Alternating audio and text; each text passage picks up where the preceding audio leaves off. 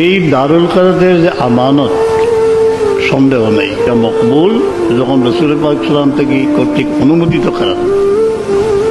এই ঘটনা বারবার শুনছেন যে বদরপুরি সেই যুগের শ্রেষ্ঠ বুজুর্গ গোলকাপনি সাহেব খাবেদ ইসলা যে তার দিল বড় আরমান যে কার কাছে কোরআনে পাশ মস করতা।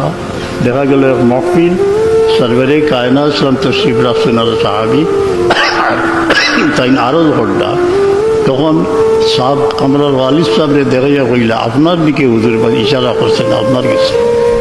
এটা মকবুল যখন রসুল পাক সাল্লাম থেকে কর্তৃক অনুমোদিত করা।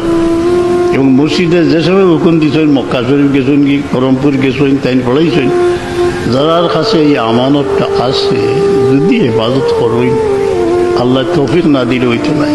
আল্লাহ কোরআনে পাকের যত খাদিম আছেন এরা সেহেত তন্দুরুস্তি দিয়া তাম ফিতনা থেকে বাঁচাইয়া খেদমতের